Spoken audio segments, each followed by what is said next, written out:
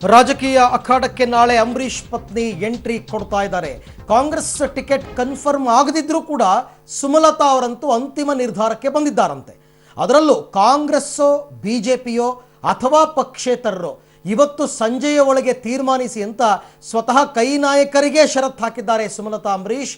Congress ticket ಸಿಗದಿದ್ರೂ ಕೂಡ ಬಿಜೆಪಿಯಿಂದಲೂ ಸ್ಪರ್ಧೆ ಮಾಡೋದಕ್ಕೆ ಚಿಂತನೆಗಳು ನಡೀತಾ ಇದೆ. ಬಿಜೆಪಿಯಿಂದ ಸ್ಪರ್ಧೆ ಬಗ್ಗೆ ಸುಳಿವನ್ನು ಕೊಟ್ಟಿದ್ದಾರೆ ಸುಮಲತಾ. ಮಂಡ್ಯ ಭೇಟಿಗೂ ಮುನ್ನ ಸುಮಲತಾ ಅವರು ಟೆಂಪಲ್ ರನ್ ಅನ್ನು ಮಾಡ್ತಾ ಇದ್ದಾರೆ. ಹಿಂದುತ್ವದ ಮತ ಸೆಳೆಯೋದಕ್ಕೆ ಟೆಂಪಲ್ ರನ್ಗೆ ಮುಂದಾದ್ರ ಅಂತಕ್ಕಂಥ ಪ್ರಶ್ನೆಗಳು ಕೂಡ ಕಾಡ್ತಾ ಇದೆ. ನಾಳೆ ಮಂಡ್ಯ ಭೇಟಿಯ ವೇಳೆ ನಿರ್ಧಾರವನ್ನು ಪ್ರಕಟ ಮಾಡ್ತಾರೆ ಬಹುತೇಕ ಸುಮಲತಾ ಅವರು. ಯೋಧಗುರು ಕುಟುಂಬಕ್ಕೆ 1/2 ಎಕರೆ ಜಮೀನನ್ನು ಹಸ್ತಾಂತರ ಮಾಡಿದ್ದಾರೆ. ಜೊತೆಗೆ ಪುಟ್ಟಣ್ಣಯ್ಯ ಕುಟುಂಬವನ್ನು ಭೇಟಿ ಮಾಡಿದ ಬಳಿಕ ಸ್ಥಳೀಯ ಕಾಂಗ್ರೆಸ್ ನಾಯಕರನ್ನೂ ಕೂಡ ಭೇಟಿಯಾಗಿದ್ದಾರೆ. ಚುನಾವಣೆ ಸ್ಪರ್ಧೆ ಬಗ್ಗೆ ನಾಳೆ ನಿರ್ಧಾರವನ್ನು ಪ್ರಕಟ ಮಾಡ್ತಾರೆ ಸುಮಲತಾ ಅಂಬರೀಷ್. ಈ ಬಗ್ಗೆ ಮತ್ತಷ್ಟು ಮಾಹಿತಿಯನ್ನು ಪಡೆಯೋಣ. ನನ್ನ ಕೊಲೀಗ್ ಸುಕೇಶ್ ನನ್ನ ಜೊತೆ ಲೈವ್ ಜಾಯಿನ್ ಆಗ್ತಾ ಇದ್ದಾರೆ. ಸುಕೇಶ್, ಇನ್ನೂ ಕೂಡ ದೋಸ್ತಿ ಪಕ್ಷಗಳಲ್ಲಿ ಮಾತುಕತೆ ನಡೆದಿಲ್ಲ, ಯಾರ್ಯಾರು ಹಂಚಿಕೊಳ್ಬೇಕು ಅಂತ. ಅದರಲ್ಲೂ JDS ಮಂಡ್ಯವನ್ನ ಬಿಟ್ಕೊಡೋ ಚಾನ್ಸೇ ಇಲ್ಲ. ಇಂಥ ಸಂದರ್ಭದಲ್ಲಿ ಸುಮಲತಾ ಅವರು ಕಾಂಗ್ರೆಸ್ಗೆ ಷರತ್ತು ಹಾಕ್ಬಿಟ್ಟು ಸಾಯಂಕಾಲದೊಳಗಡೆ ಹೇಳ್ಬಿಡಿ ಅಂತಂದ್ರೆ ಹೇಗೆ ಸಾಧ್ಯ ಇದೆಯಾ ಇದು?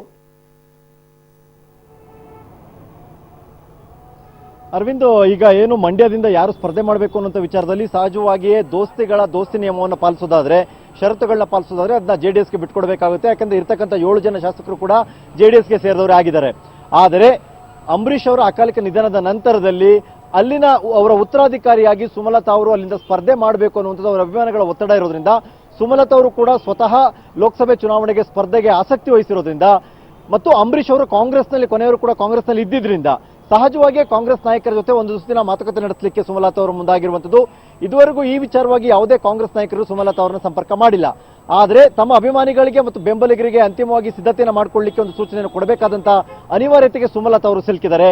ಹಾಗಾಗಿ ಇವತ್ತು ಸಂಜೆ ಒಳಗಾಗಿ ಕಾಂಗ್ರೆಸ್ ನಾಯಕರ ಒಂದು ಮೂಡ್ ಏನಿದೆ, ಯಾವ ರೀತಿ ಅಭಿಪ್ರಾಯ ಇದೆ ತಮ್ಮ ಸ್ಪರ್ಧೆ ವಿಚಾರದಲ್ಲಿ ಅದನ್ನು ತಿಳ್ಕೊಂಡು ನಾಳೆ ಮಂಡ್ಯಕ್ಕೆ ಬಂದ ನಂತರದಲ್ಲಿ ಎಲ್ಲವೂ ಕೂಡ ಅಧಿಕೃತಗೊಳಿಸೋಣ ಅನ್ನುವಂಥ ಮಾತನ್ನು ತಮ್ಮ ಬೆಂಬಲಿಗರಿಗೆ ಈಗಾಗಲೇ ಸುಮಲತಾ ಅಂಬರೀಷ್ ಅವರು ಹೇಳಿರುವಂಥದ್ದು. ನಾಳೆ ಅಧಿಕೃತವಾಗಿ ಮಂಡ್ಯ ಅಖಾಡಕ್ಕೆ ಸುಮಲತಾ ಅವರು ಎಂಟ್ರಿ ಕೊಡ್ತಾ ಇದ್ದಾರೆ. ಯೋಧ ಗುರು ಅವರ ಕುಟುಂಬಕ್ಕೆ ಸಾಂತ್ವನವನ್ನು ಹೇಳುವ ಜೊತೆ ಮೊದಲೇ ಕೊಟ್ಟ ಮಾತಿನಂತೆ 1/2 ಎಕರೆ ಜಮೀನನ್ನು ಹಸ್ತಾಂತರಿಸಿದ ನಂತರ ಹಿರಿಯ ರೈತ ನಾಯಕರಾಗಿದ್ದಂಥ ದಿವಂಗತ ಪುಟ್ಟಣ್ಣಯ್ಯ ಅವರ ನಿವಾಸಕ್ಕೆ ಕೂಡ ಭೇಟಿ ಕೊಡ್ತಾರೆ. ಆ ನಂತರದಲ್ಲಿ ಅಲ್ಲಿನ ಕಾಂಗ್ರೆಸ್ ಮುಖಂಡರು ಮತ್ತು ತಮ್ಮ ಅಭಿಮಾನಿಗಳು ಬೆಂಬಲಿಗರವರು ಭೇಟಿ ಮಾಡ್ತಾ ಇದ್ದಾರೆ. ಒಂದು ಸ್ಪಷ್ಟ ಸಂದೇಶವನ್ನು ರವಾನಿಸಲಿಕ್ಕೆ ಅವರು ಸಿದ್ಧರಾಗಿದ್ದಾರೆ. ಮೈತ್ರಿ ಸೂತ್ರ ಏನೇ ಇರಲಿ, ನಾನು ಈ ಬಾರಿ ಚುನಾವಣೆ ಸ್ಪರ್ಧೆ ಮಾಡಲಿಕ್ಕೆ ಸಿದ್ಧನಿದ್ದೀನಿ ಅನ್ನುವಂಥ ಮಾಹಿತಿಯನ್ನ, ಒಂದು ಮೆಸೇಜ್ ಅನ್ನು ಕಾಂಗ್ರೆಸ್ ಮತ್ತು JDS ನಾಯಕರಿಗೆ ಬಹುಶಃ ನಾಳೆ ಸುಮಲತಾ ಅವರು ಪಾಸ್ ಮಾಡುವಂತ ಸಾಧ್ಯತೆ ಇದೆ. ಅರವಿಂದ್, ಓಕೆ, ಕಾಂಗ್ರೆಸ್ ಇಂದ ಟಿಕೆಟ್ ಸಿಗಲಿಲ್ಲ ಅಥವಾ ಕಾಂಗ್ರೆಸ್ಗೆ ಮಂಡ್ಯ ಸಿಗಲಿಲ್ಲ ಅಂತ ಇಟ್ಕೊಳ್ಳೋಣ.